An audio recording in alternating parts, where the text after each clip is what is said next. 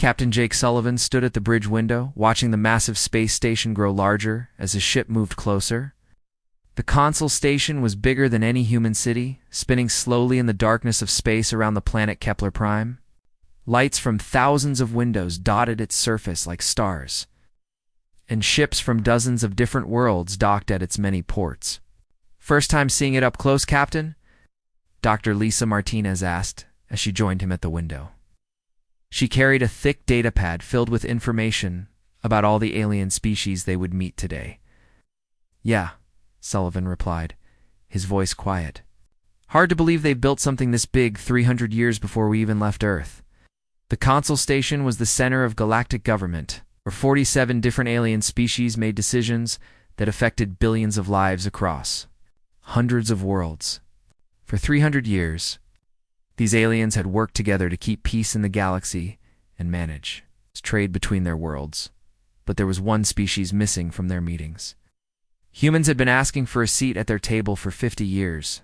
Ever since they first made contact with alien life, every time, the answer was the same. Humans were too young, too new to space travel. It's different from the older species who had been exploring the stars for thousands of years. "Dr. Martinez, are you ready for the briefing?" Ambassador Helen Brooks called from across the bridge. It was a tall woman with gray hair who had spent 20 years talking to aliens and making trade deals. Today she would ask them for something much bigger than trade agreements. The crew gathered around a large table in the ship's meeting room. Commander Alex Turner, Sullivan's second-in-command, pulled up a map of the galaxy on the main screen. Lieutenant Sam Parker, the youngest member of their team, had his analysis reports ready. "Let me remind everyone why we're here," Ambassador Brooks began. "Earth's united government has given us one job. We asked the Consul for full membership with all the rights and votes that other species have. If they say no again, we tell them that humanity will leave all current treaties and form our own alliance with any species that wants to join us." Dr. Martinez looked around the table. "It sounds like we're threatening them." "We are," Brooks replied simply. "For 50 years we've asked nicely. We've followed their rules, paid their fees, and accepted their limits on where we can build colonies and how many ships we can have. All while they tell us we're not ready to be real members of galactic society." Lieutenant Parker raised his hand. "Ma'am, my analysis shows that 12 different species have been moving military ships near human space in the last month. Make this demand. They might decide to use force." "That's exactly why we need to do this," Commander Turner said. "They're already treating us like a threat. Might as well get the benefits of being one." Captain Sullivan had been quiet during the briefing, but now he spoke up. "Ambassador, are we sure Earth is ready for this? If the aliens decide to cut us off completely, we'd be on our own in a very big galaxy." Brooks smiled, but it wasn't a happy smile.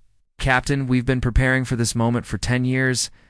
Trust me when I say that humanity has more cards to play than the Consul thinks we do." 2 hours later, their ship docked at the Consul station. The airlock opened with a soft hiss, and the human delegation stepped into a world unlike anything. On Earth, the corridors were huge, built to accommodate species much larger than humans. The air smelled strange, a mix of different atmospheres that the station's systems blended together. Alien beings walked past them in both directions. Sullivan saw a tall, thin creature with blue skin and 4 arms carrying what looked like legal documents. A group of small, furry aliens with large eyes chatted in high-pitched voices as they hurried toward one of the meeting rooms. A massive being that looked like it was made of living crystal moved slowly down the hall, its footsteps echoing like music. "Stay together and remember your training," Dr. Martinez whispered to the group. "Make eye contact when it's culturally appropriate. Keep your hands visible, and don't touch anyone without permission." They were escorted to a waiting room outside the main council chamber. Lieutenant Parker used his datapad to scan the area, checking for listening devices or security threats. Commander Turner reviewed their exit routes one more time. After an hour of waiting, the chamber doors opened. A voice speaking perfect English announced, "The Consul will now hear the delegation from Earth." The council chamber was enormous, with seats arranged in a circle around a central speaking area. Each species had their own section, designed for their specific needs. Some aliens sat in chairs, others floated in tanks of liquid, and a few hung from the ceiling in special harnesses. At the center of it all sat High Counselor Zethkara, a reptilian alien twice the size of a human. His green scales caught the light as he turned his yellow eyes toward the human delegation. When he spoke, his voice was deep and powerful. "Humans of Earth," he began, "you have requested this meeting to discuss your status within the Galactic Consul. We have reviewed your application for full membership and find it lacking in several key areas." Ambassador Brooks stepped forward. "High Counselor, with respect, humanity has met every requirement for membership that you have given us. We have established colonies in 12 star systems. We have maintained peaceful relations with all species we have encountered. And we have contributed to galactic trade and knowledge." "Contributing to trade is not the same as contributing to civilization," replied Ambassador Vexthal, an insectoid alien whose voice buzzed when she spoke. "Your species has existed in space for barely a century. What wisdom can you offer to species who have traveled the stars for millennia?" Dr. Martinez watched the other aliens carefully as the debate continued. She noticed that several species seemed uncomfortable, shifting in their seats or avoiding eye contact. The aquatic representatives kept whispering to each other in their tank, while the crystalline beings remained perfectly still. For 3 hours, humans presented their case while the aliens found reasons to reject it. They were too young, too aggressive, too different from the established order. Finally, High Counselor Zethkara called for the formal vote. "All in favor of granting full membership to the human species, indicate now." Only 3 species raised. Their agreement signals all opposed. 38 species voted no. The remaining 6 abstained. "The motion fails," Zethkara announced. "Humanity will continue as an associate member with limited privileges.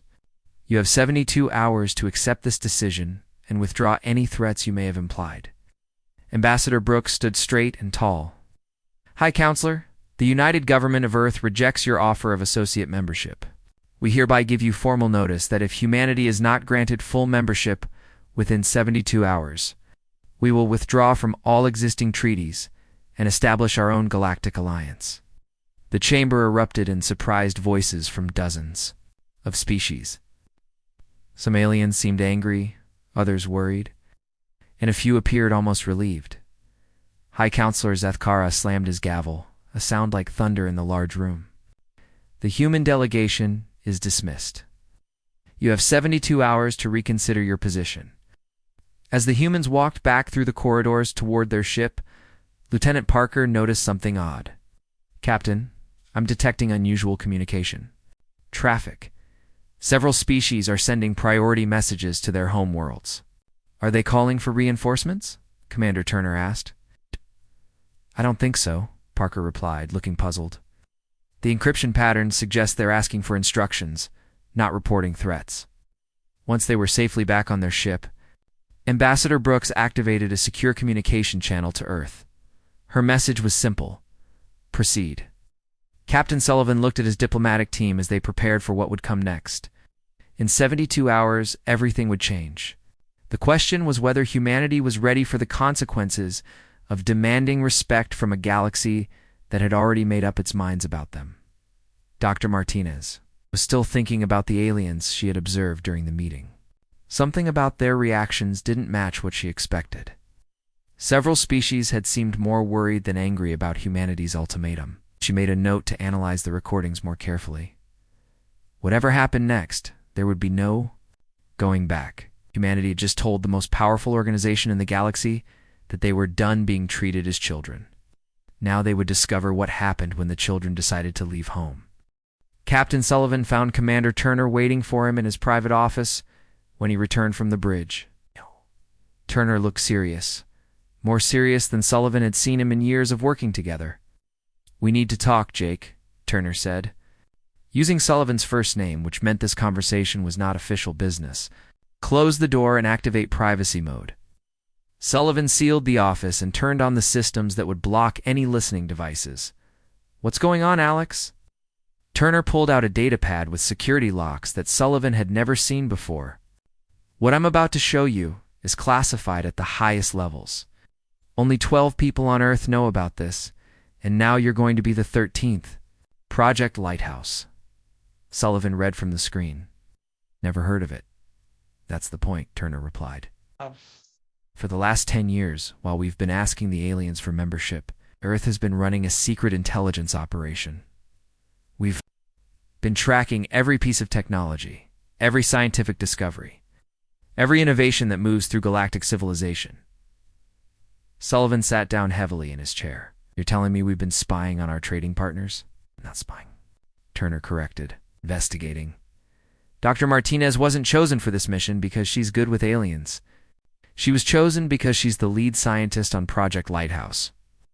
As if summoned by her name, Dr. Martinez entered the office. She looked tired but determined. In her hands was a thick folder marked with security seals. Captain, I'm sorry. We couldn't tell you before now, she said. But we needed someone the aliens would trust to lead this mission. Your reputation for honesty made you perfect for the job. Sullivan felt confused and a little angry. Perfect for what job? What aren't? You telling me? Dr. Martinez opened her folder and spread documents across Sullivan's desk. Jake, look at these reports. This one is about faster-than-light communication. The network that connects every world in the Consul uses quantum entanglement principles. First discovered by Dr. Rachel Kim at the Tokyo Institute of Physics 15 years ago. She pulled out another document. This report covers medical technology, the nanobots that have eliminated cancer, heart disease, and genetic disorders across 30 different alien species. They're based on research done at the Luna Medical Center 12 years ago. More papers followed. Energy shields that protect major cities on alien worlds. Use quantum field manipulation that human scientists developed 8 years ago. The water purification systems that saved the Kepler colonies use Earth chemistry. Even the food production systems feeding billions of aliens use farming techniques that started in Iowa. Sullivan looked at the documents, then at his officers. Are you telling me that aliens have been stealing human technology? Not stealing, Dr. Martinez said carefully. Adapting. The technology transfer happens through normal trade and cultural exchange. An alien scientist sees a human device, figures out how it works, improves it, and shares it with their colleagues. Over time, the original human source gets forgotten. Commander Turner activated a wall screen, showing a map of the galaxy. Look at this, Jake. Every red dot represents a world using technology that originated from human research. There are over 300 red dots on this map. Sullivan stared at the display. Red dots covered almost every major alien world. They don't know, do they? The aliens don't realize how much human technology they're using. Most of them don't. Dr. Martinez confirmed. The adaptation process is so gradual that they genuinely believe these innovations came from their own research programs. But some species know, and that's why they seemed nervous during the council meeting. Lieutenant Parker knocked on the office door. When Sullivan let him in, the young officer looked excited and worried at the same time. Captain, I've been analyzing the communication traffic from after our meeting, Parker said. 12 different species sent emergency messages to their home governments. The encryption was pretty good, but I managed to break some of it. He pulled up his analysis on the main screen. The Kefli are panicking because their entire industrial economy depends on manufacturing processes they learned from human traders 5 years ago. The aquatic Rulanos used human metallurgy to build their underwater cities. Even the ancient crystal beings have been using human mathematical models in their computer systems. Sullivan felt like the galaxy had just turned upside down.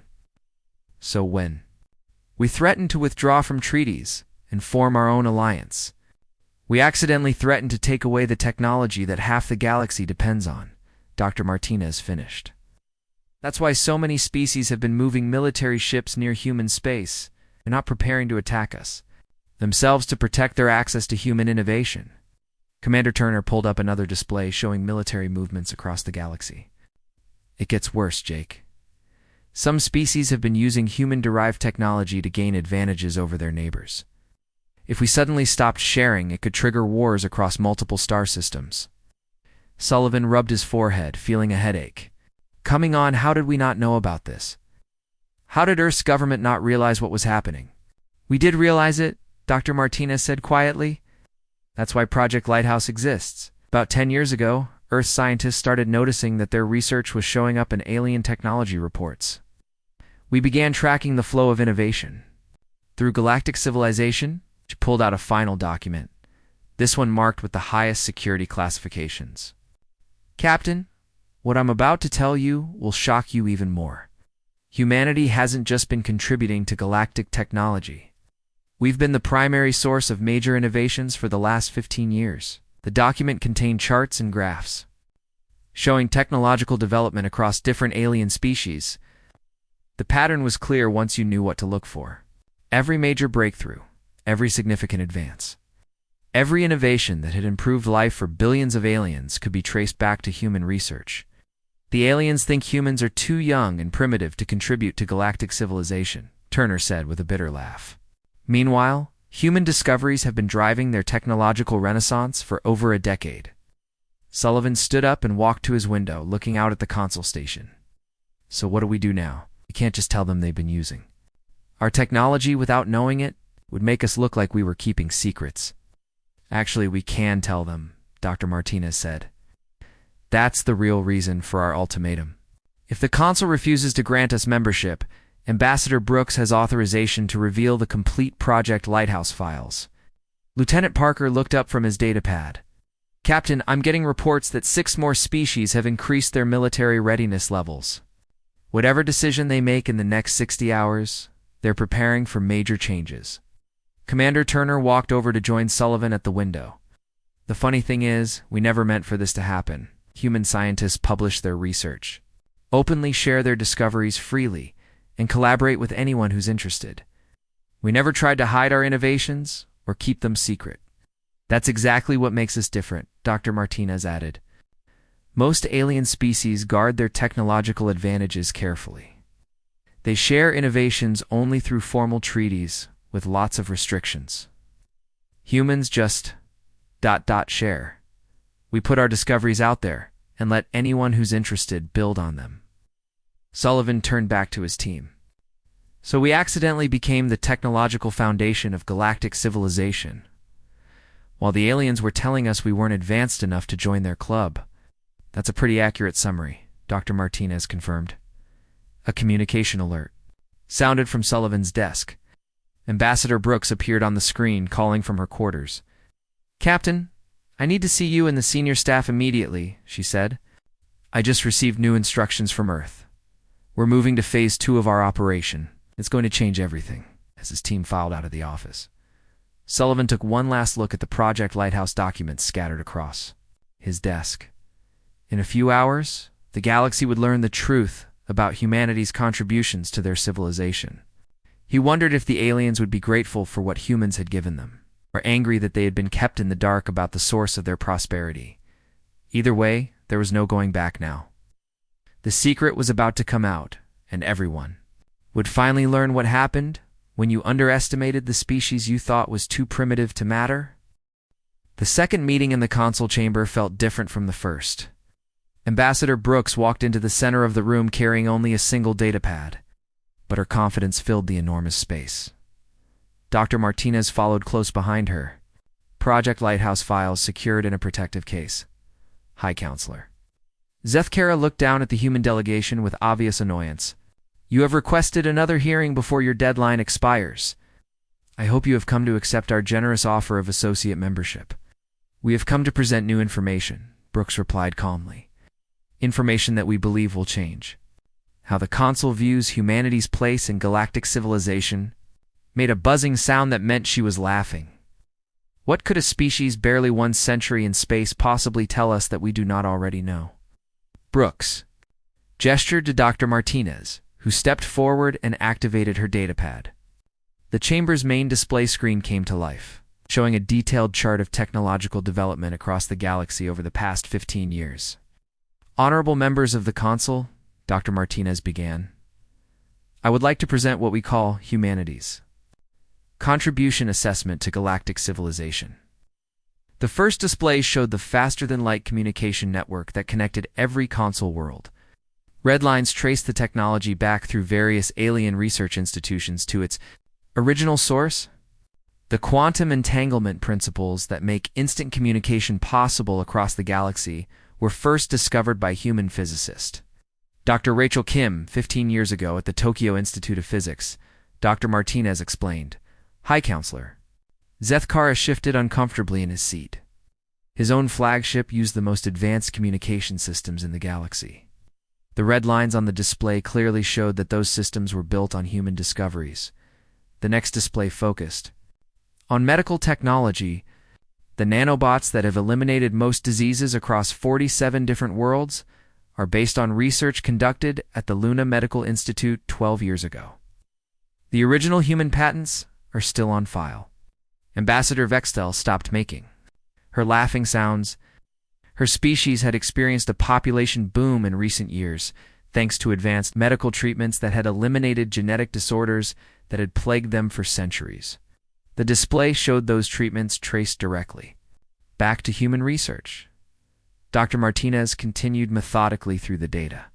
Energy shields protecting major population centers used quantum field manipulation developed by humans. Water purification systems, saving billions of lives, originated from Earth chemistry. Food production techniques feeding entire worlds started.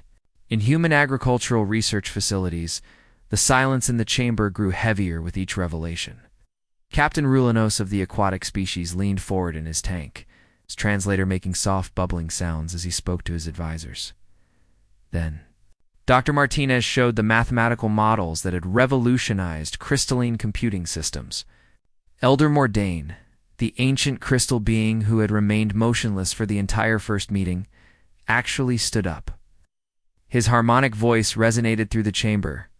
"These equations," Elder Mordain said, his words creating musical tones, "they advanced our computational abilities by what we estimated would take 10,000 years of development. They were developed by a graduate student at MIT 7 years ago." Dr. Martinez replied simply, "Her name is Jennifer Walsh. She's 24 years old?"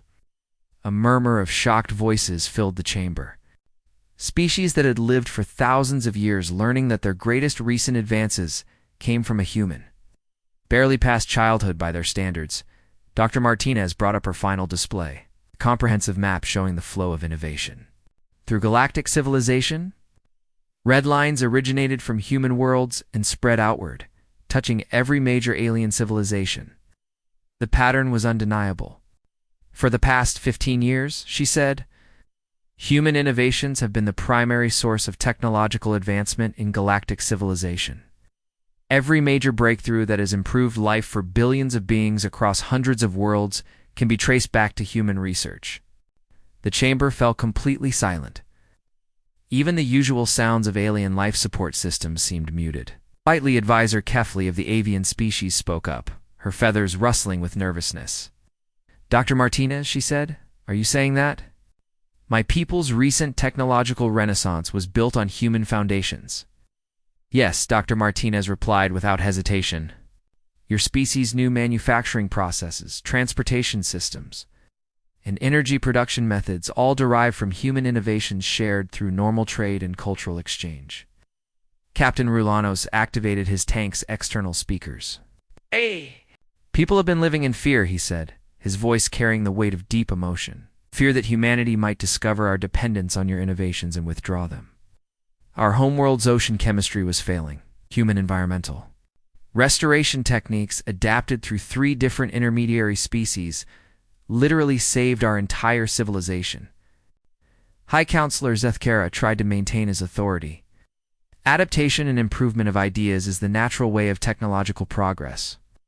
Every species builds upon the discoveries of others." Ambassador Brooks stepped forward. "High Counselor, you are absolutely correct. Which is why we are confused about why the Consul continues to claim that humanity has contributed nothing to galactic civilization while simultaneously benefiting from human discoveries." She gestured to Dr. Martinez, who brought up a new display showing current technology usage across Consul space. 93% of all member species currently use technology derived from human research. The economic value of these innovations to galactic civilization is estimated at over 2 trillion standard credits annually. Ambassador Vextel's compound eyes focused on the display. You're saying that our civilizations would collapse without human technology?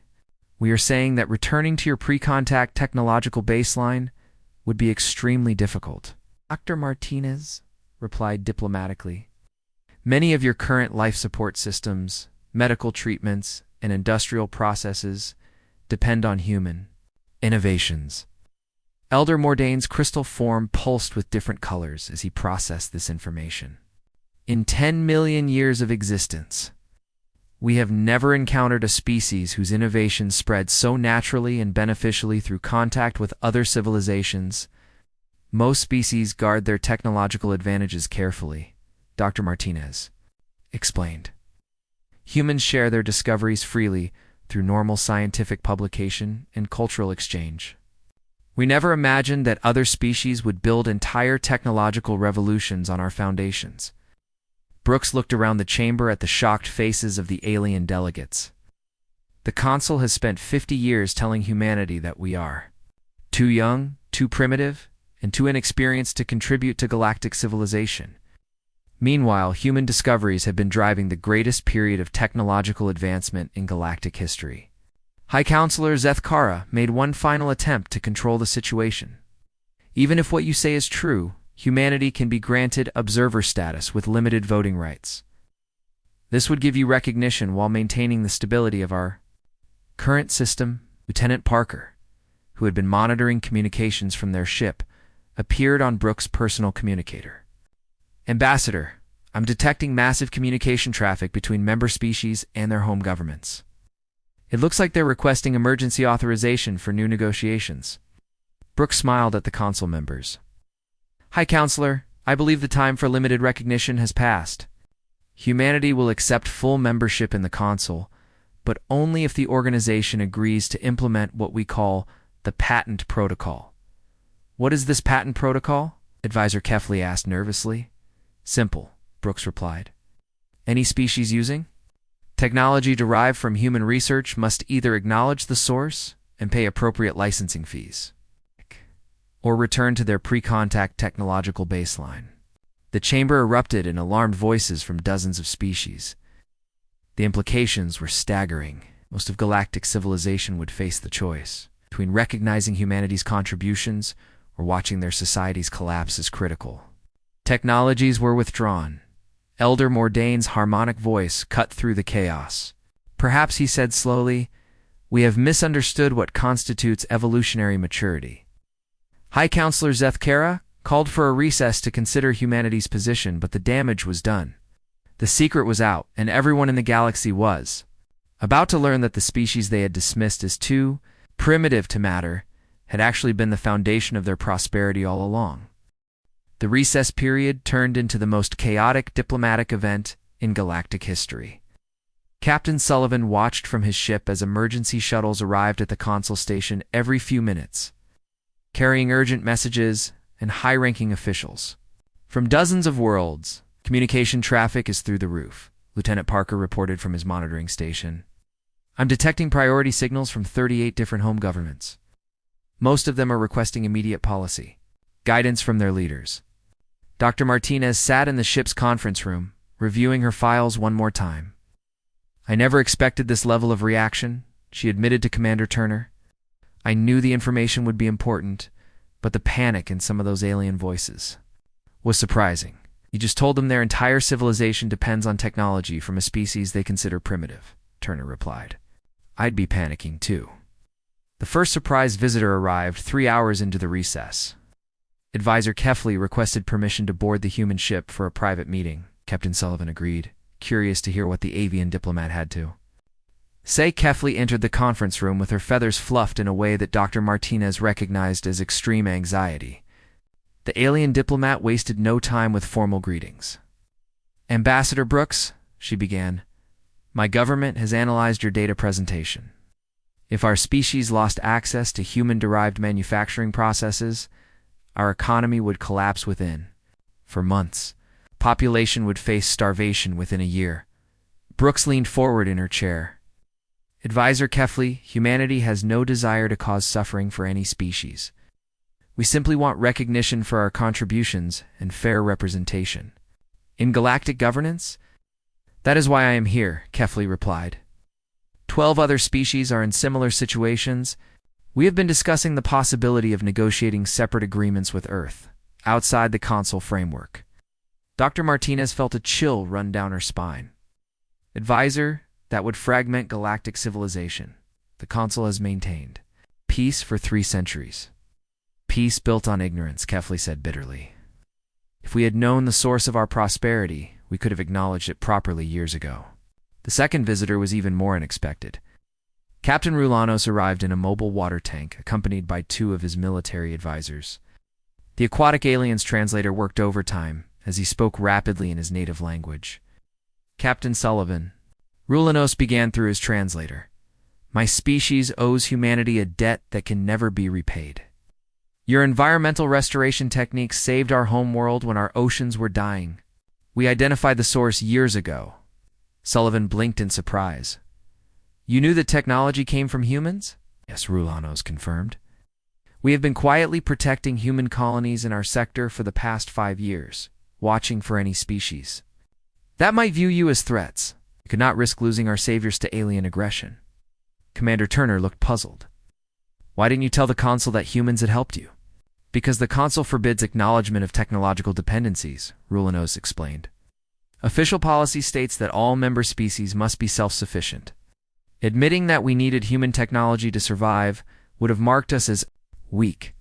Dr. Martinez realized the full scope of what they had uncovered. How many other species have been hiding their dependence on human innovations? The answer came from their most surprising visitor yet. Elder Mordain requested a private meeting late in the evening, arriving at the human ship in a crystalline transport that sparkled like a jewel in space. The ancient being entered their conference room slowly, his crystal form shifting through different colors as he moved. When he spoke, his harmonic voice filled the room with musical tones. Captain Sullivan, Elder Mordain began. In 10 million years of existence, my species has witnessed the rise and fall of hundreds of civilizations. We have never encountered anything like humanity. What do you mean? Sullivan asked. Most species hoard their innovations, sharing them only through formal treaties with extensive restrictions and payment requirements, the elder explained.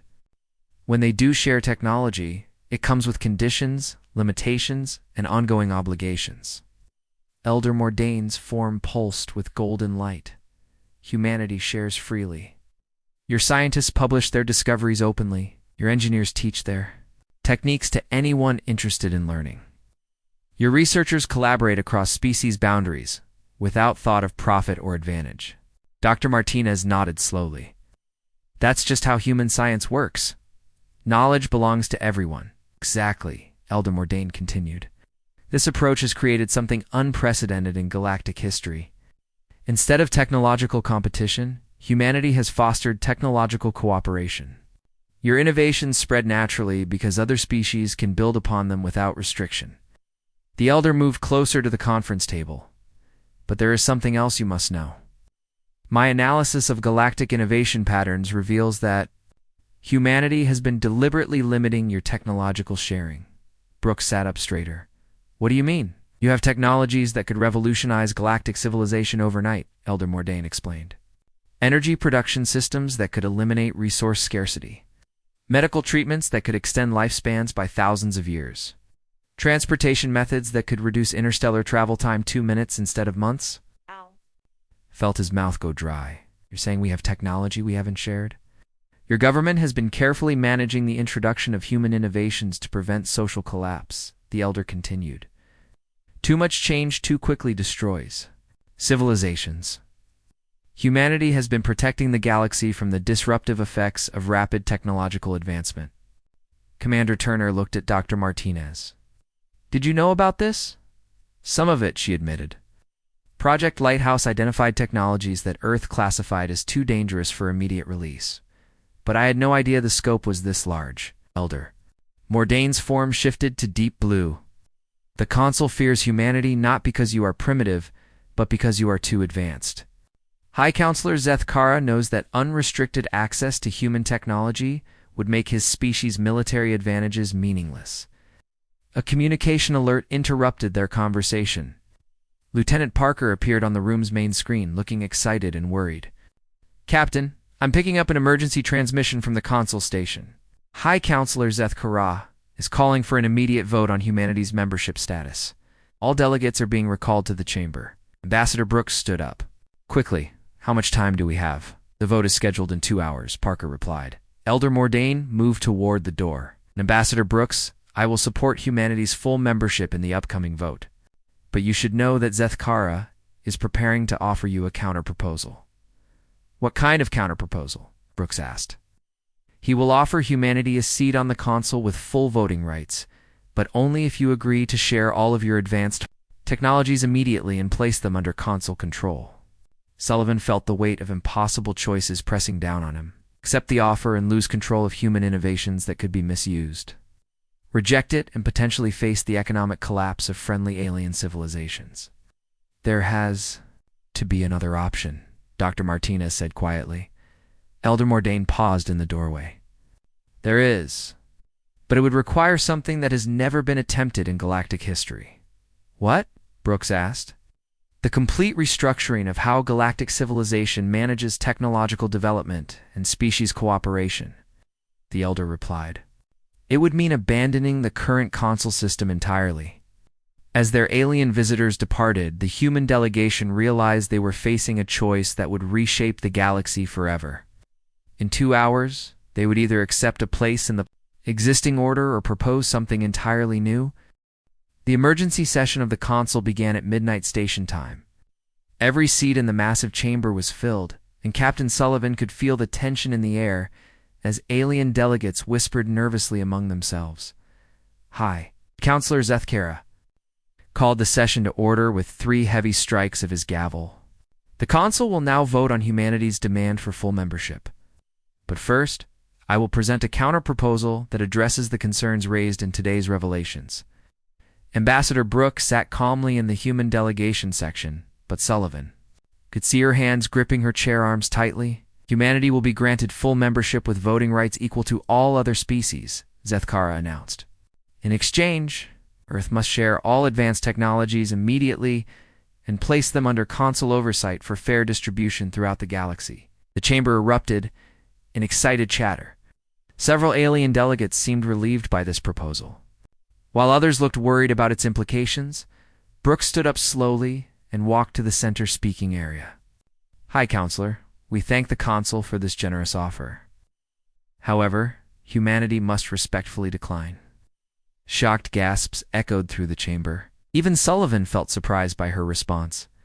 Instead, Brooks continued, "We propose something different, something that has never been attempted in galactic history." She gestured to Dr. Martinez, who activated a new presentation on the chamber's main display. The screen showed a detailed plan that none of the human delegation had seen before. "We propose the creation of the Galactic Innovation Alliance," Brooks announced. "A new framework for interstellar cooperation based on fair recognition and compensation for all species' contributions to galactic civilization." Elder Mordain rose from his crystal platform. "Please explain this proposal in detail, Ambassador." Dr. Martinez stepped forward. "The Innovation Alliance would require all member species to document the sources of their major technological developments. More importantly, it would create a sharing network that ensures innovating species receive proper recognition and compensation for their discoveries." The display showed how the new system would work. Instead of hiding technological dependencies, species would openly acknowledge their sources and pay fair licensing fees. Innovation would be encouraged through rewards rather than restricted through secrecy. "But this would reveal how much every species depends on others," Ambassador Vextol protested. "It would destroy the illusion of independence that is maintained. Political stability for centuries. That illusion has already been destroyed," Brooks replied firmly. "Today's revelations proved that galactic civilization is completely interconnected. We can either acknowledge this reality and work with it, or continue pretending and risk the chaos that comes when lies are exposed." Captain Rulinos activated his tank speakers. "The human proposal has merit. My species has lived in fear of losing access to the technologies that saved our world. Official recognition would eliminate that fear." Advisor Kefli ruffled her feathers nervously. But what about species that cannot pay licensing fees? Would they be forced to abandon life-saving technologies? Dr. Martinez brought up a new section of the proposal. The alliance includes provision for technology assistance programs. Species that contribute their own innovations would receive credits they could use to access technologies from other members. No species would be abandoned because of economic limitations. High Counselor Zethkara slammed his gavel repeatedly, trying to restore order as delegates argued loudly among themselves. This proposal would require complete restructuring of galactic governance. It is too radical for consideration. Elder Mordane's harmonic voice cut through the chaos. High Counselor, with respect, the current system has already failed. We have just learned that the species we considered most primitive has been the foundation of our prosperity for 15 years. Perhaps radical change is exactly what we need. The ancient crystal being moved to the center of the chamber lived for 10 million years and witnessed the rise and fall of countless civilizations. Those that survive and thrive are those that adapt to new realities rather than clinging to old illusions. Brooks pulled out her final surprise. The alliance proposal is not just theoretical. In the past 72 hours, 18 species have already agreed to join if it is implemented. They represent 40% of galactic population and 55% of galactic economic output. Sullivan watched as alien delegates frantically checked their communication devices. Confirming this information with their governments, the political landscape was shifting faster than anyone had expected. Furthermore, Brooks continued, Earth has been authorized to reveal the full scope of human technological capabilities if the alliance is approved. She nodded to Dr. Martinez, who brought up displays showing energy production systems that could eliminate resource wars, medical treatments that could extend lifespans across species, and transportation technology that could connect the galaxy like never before. For the past decade, humanity has been carefully managing our technological releases to prevent social disruption, Dr. Martinez explained. Under the Alliance framework, these technologies could be shared safely with proper support systems.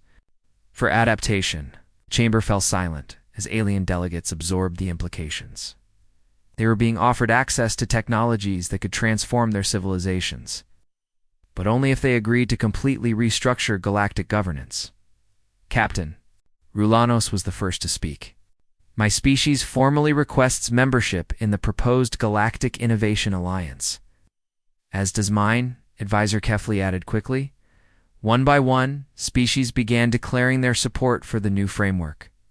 Even some of High Counselor Zethkara's closest allies abandoned the traditional Consul structure. Finally, Elder Mordane spoke for the ancient crystalline civilization. We have been members of this Consul for 7 million years. Today, we choose to help birth something better.